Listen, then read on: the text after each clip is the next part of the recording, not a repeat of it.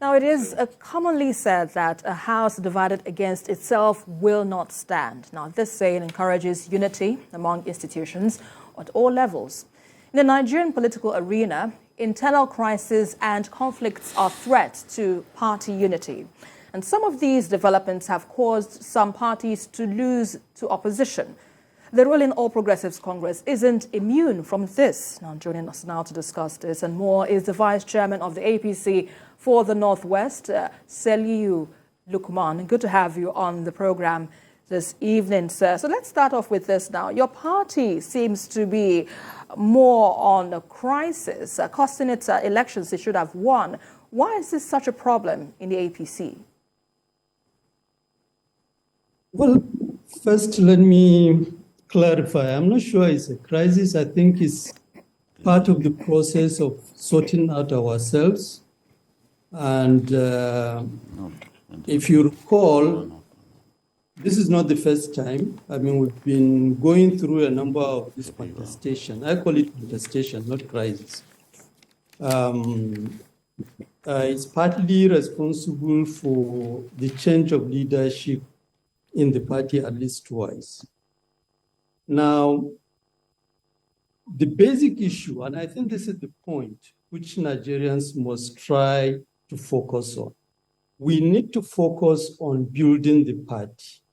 And building the party is about ensuring that leadership of the party run affairs of the party based on provisions of the constitution of the party.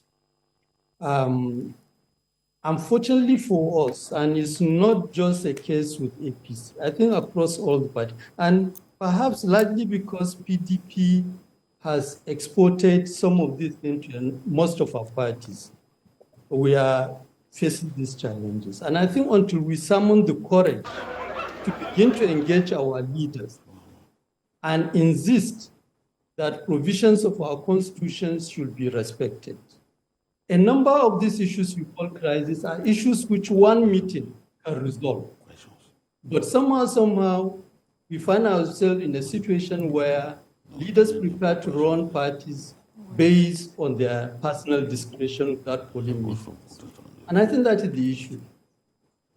If you read our constitution, we have about 4 or 5 organs, if you add the National Convention. The next organ, we have the National Advisory Council. It used to be Board of Trustees, but the name was changed to National Advisory. We have the National Caucus and the National Executive Committee. All these are organs, and if you read, they have both tenure and schedule of meetings. Since we came into office in March, on March 28th, we had only one NEC meeting, and it was an emergency meeting. But if you read our constitution, there are issues which are mandated as statutory, which the NEC need to decide on. For instance, the NEC is supposed to approve a national budget for the party. The NEC is supposed to receive quarterly reports of activities. The NEC is supposed to receive quarterly financial report on income and expenditure, and a number of those issues. Now, we had only one NEC meeting in April last year, and the NEC in its wisdom say, okay, the NWC can exercise the power of NEC, but only for 90 days. So if you compute from April, by August, we exhausted the 90 days. So a number of decisions which NEC is supposed to pronounce on shouldn't have been taken without calling a NEC meeting. But here we are still debating. But coming down to the reality confronting us today, which borders on some of the issues I hear you talk in the earlier part of the program, around the whole question of discipline. A number of our leaders, it's a public knowledge, it's being speculated in the media, have done Antiparty. They have worked against our candidate either at presidential level or at gubernatorial level or at other levels, And very high-level people are being alleged to have been part of this. So ideally, and this fall within the power of NEC. Ideally, you are expected to, after election, to review at least the election and some of these incidences, especially if you are interested in ensuring that the mistake that has happened in the last election are corrected. You know, you set up a panel to investigate all these things and come up with recommendations based on which they can be acted upon. The second issue, which has to do with the fact that by June, the National Assembly will be inaugurated. And the first issue that is going to come up will be the question of the leadership of the National Assembly. If you read our rule direct the National Working Committee to prepare guidelines and regulations for the conduct of election at all levels. So ideally, by now, we should be busy negotiating some of those guidelines, and NEC should be convened to approve the guideline, which will guide the process of emergence of the new leadership of the National Assembly. If you recall, our inability to manage the process in 2015 created the situation where rebellion happened and the Saraki leadership emerged. Now, that was correct. To be fair to the leadership of Comrade Adam, they corrected that. That leadership tried to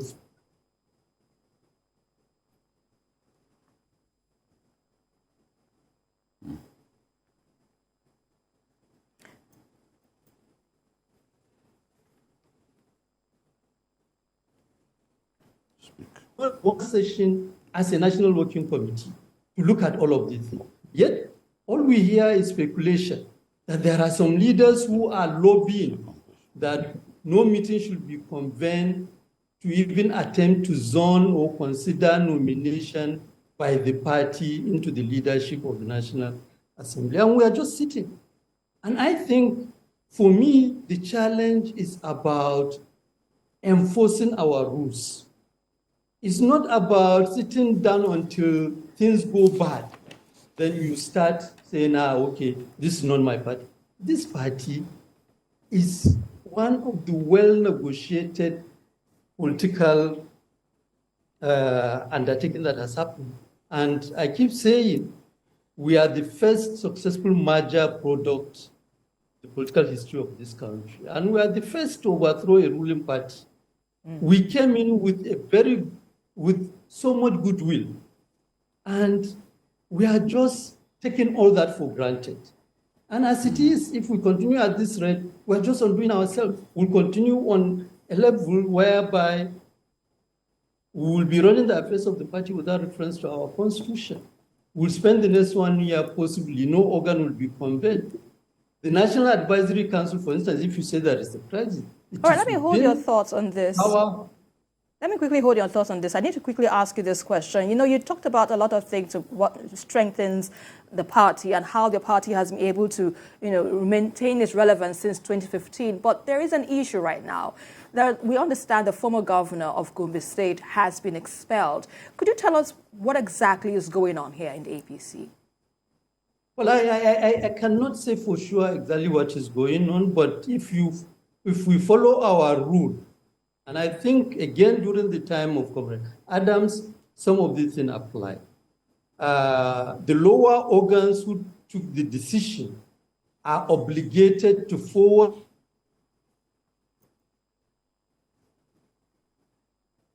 All right, it seems we're having a little bit of a connectivity issues with the APC Vice Chairman, Salihu Lukman. But, you know, before we get back to him back online, but BKO, we just heard him, you know, talk about what makes the party strong, even though the internal crisis has been on for some time due to some certain issues. Were you expecting this in any way? Do you think this is part of what forms a political party? Okay, I understand he's back online. So we were having your thoughts on what exactly is going on since we understand that the former governor of Gombe State has been expelled. You were giving us your insights on this. Yeah, I'm saying ideally, and I think it's during the tenure of Comrade Adams Oshimole as the national chairman, they tried to follow some of those constitutional provisions. A report is supposed to come to the National Working Committee. The National Working Committee is supposed to set up its own investigation panel, and the investigation panel, I think the report should go to the National Executive Committee, the National Executive Committee that will take the final decision. Now, somehow, and this is the point, we have to work to strengthen our democracy by ensuring that the constitution of our party are really tested and they are allowed to function. Unless we do that, we will continue to just allow opinions to drive this process. Now, for me today we're talking of Danjuma Goji, and I can tell you, there are many people that have been alleged to have done anti-party activity. The only thing about the case of Danjuma Goji may be because of the issue between him and the sitting governor. But there are people, as we are talking, there are speculation that one of our governors also work against us at the presidential level, at the presidential election. Now, we need to, as a party, and this is my point, I have read that, is one of the issues I'm demanding. As NWC, we should recommend to NEC that a high-powered investigation panel should be set up, and everybody who is being alleged to have worked against the interests of our party. Okay, since we're still having some audio challenge there, but Babajide, let's have your thoughts on what he said so far, on what the party is dealing with. Basically, he is convinced that a lot more members of the party worked against the party, especially during the presidential election. I know that some governors worked against the party and then supported Atiku. You know, even the Atiku campaign boasted that they had some governors of APC on their side. There were people who lost the primaries, the presidential primaries. They felt so bad about their loss and continue to work against the party. You know? I understand we have him back online. Perhaps, Babajide, you can take the next question now if he is back online. Salihu. So, Madam Salihu, the conflict between incumbent governors and former governors appears to be a recurrent one in the APC. Why is this so difficult for incumbent governors and former governors to cohabit within the same space? Well, to be fair, Babajide, I will argue that it's not an APC issue, and I think it's part of the challenge of managing processes. I mean, like I said in the write-up I released in the open letter yesterday, PDP mismanaged its transition, you know, at federal level from Obasanjo to Yar'Adua, later to Jonathan. And that was partly what produced a frustrated Obasanjo. And when you don't have a party that can regulate the conduct of elected officials, the risks of having people who will transfer their own personal animosity to become the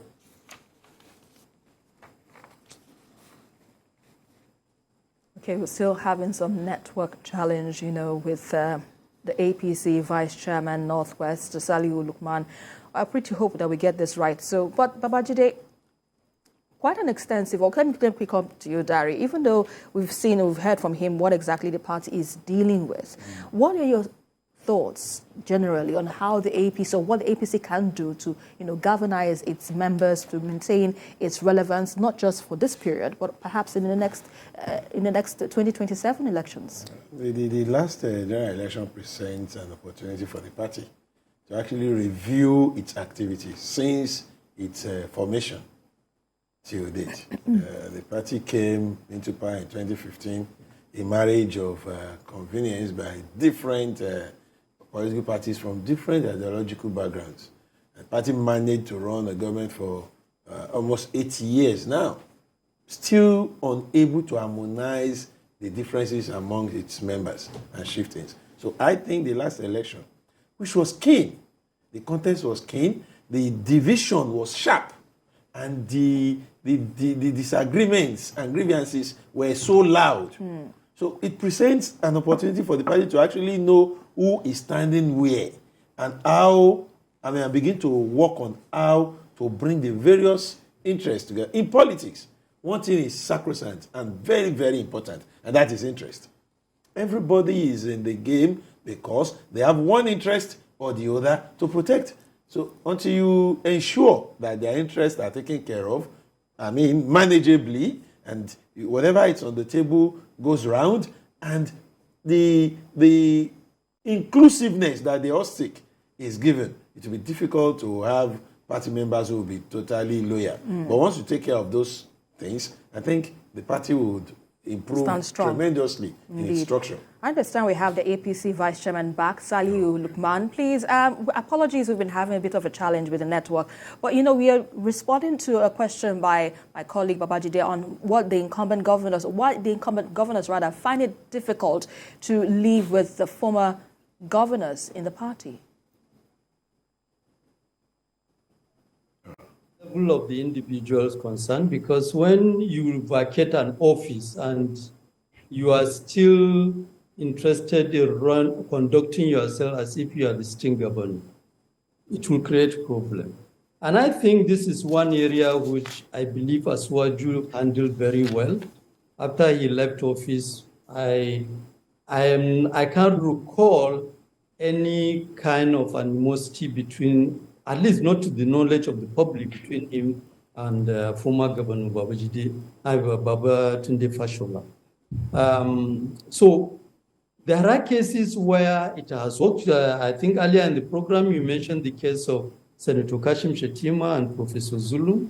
It has worked, but there are many cases, and this is the point.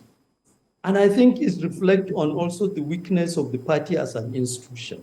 Because for me, it is the responsibility of the party to also step in. And where, for instance, there are excesses by current serving governors, which is becoming overbearing on the former, to protect the former governors. Because we must have the courage to be able to tell even the sitting governors that one day they are going to become former governors. And how you handle current governors will determine how you are going to be handled if you don't take time. So I think development of the party and strengthening it as an institution is the first prerequisite for us to be able to manage a number of some of these issues. And because the development of the party is being taken for granted, and almost everything about our democracy is reduced to contesting election and winning election, you find out that the party becomes the sacrificial lamb, and most of the function expected by the party is not being handled by anybody. So I will argue that if we are really, really interested in developing this democracy, we must invest time, resources, and whatever we have in building the party as an institution. And one of the first things in doing that. I was going to ask you whether you do not think that the personalization of leadership is a threat to the party. Because we see people who appear to be stronger than the party. It is partly it is, but I don't want to overemphasize on that. My take is that sometimes we also encourage people to personalize leadership. When you see a leader clearly doing the wrong thing, instead of you to summon the courage to be able to advise or find a way to convince the leader to come back to do the right thing, we tend to be very, very protective and defensive. We want to be safe. We don't want to fall on the wrong side of the leader because we don't want him to throw us out. Once that is the mindset, we'll not be able to help our leaders. And that is where I stand. I keep making the point. Yes, I raise all these issues. I contest issues. I disagree with the national chairman, but I'm not against him. I give him his due respect, and it is my hope. I'm still part of his team. Why I'm raising this issue is that wherever he erred, I'm also guilty of it. I am hoping that we can be able to find common ground together, to work together in such a way that we come back and run the affairs of the party based on the provisions of the Constitution. This is my Comrade, why is it so difficult? Because I know you've been talking about the need for accountability, the need for regular meetings, the need for the party to take the big decisions as one indivisible entity. Why is it so difficult for your party to call meetings when necessary? Why does it appear that you are talking to a wall when you are talking about this accountability, the need for accountability and all that? Honestly, Babajide, that is one area that I'm also searching for the answer. Because if you recall, in 2020 and 2013, immediately after the registration of the party, or even before the registration of the party, one of the things that was happening, our party leadership were meeting almost every week. Every week we were meeting. And where there is the need to convene an organ meeting like a NEC, they will so decide and agree on the date and a meeting will be called. Now, what I don't understand, immediately after winning the 2023 election, whether it is the euphoria of trying to lobby for position in government, we just start on doing ourselves. And this is my point. Part of the problem, is that we devalue the party. There are many of us who will prefer to go into government than to remain in the party. I believe, as far as I'm concerned, the party is the most superior institution in this democracy. It may not have money that people are looking for. I mean, that may be responsible for it now. But if we do the right thing, you talk of accountability. Part of the problem of lack of accountability is also that it weakens the commitment of people to make financial contribution to the party. Because when they give money to the party doesn't come and say, this is how I use the money. But if in the first place, as part of accountability, like our Constitution has stipulated, you present a budget, and based on that budget, you say, okay, this is how the money should be raised. And the money is raised, and every quarter you give financial report to say, this is how far you have gone. These are the gap. We need more money, then people will be encouraged. But the way we are, once we mobilize that money from sale of form, I think that is enough. I'm sure now, I don't know what is in the account, but I will be surprised if we have 1/4 of what we collected still remaining in the account. I'll be surprised. Well, sir, you raised concerns about anti-party activities, but it's been established that some chieftains of your party in Yobe, Zamfara, Kebbi, and even Rivers have been accused of anti-party activities, and they are still throwing their weight around within the party. What do you think should be done to people like this? You see, this is why I'm raising all these issues.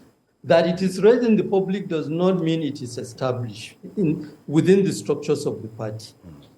I think the first NEC meeting, we must set up a high-powered committee to investigate and come up with a report and recommendation, including citing provision of the Constitution in terms of the sanction that should be applicable to those who are guilty. And once NEC look at it and approve it, then the sanction should be applied. But unless we run affairs of the party based on the provision of our Constitution, we will not be able to handle this. And I could see some attempt to manipulate us into allowing a number of these things to escape, which for me will mean that we have just signed our death warrant. Because once we allow this to happen, we should put it down. Subsequent election, we are going to perform very badly. You know, look, I keep saying, all the votes that, for instance, most of the vote, I won't say all, most of the vote PDP and Labour Party and even NNPP got are protest vote against us, largely because we have mismanaged ourselves. Now, we need to, as a party, do the necessary thing to sit down and do self-reflection and agree that, okay, we've done ABCD right, but we've done XYZ wrong. We need to correct ourselves. We are in a transition. You know, a new government is coming in. If a new government is allowed to inherit a number of some of these shortcomings. Comrade, let me observe you on that. You just spoke about transition. And it's on that I want to ask that. Under the Tinubu presidency, how do you see the future of the party?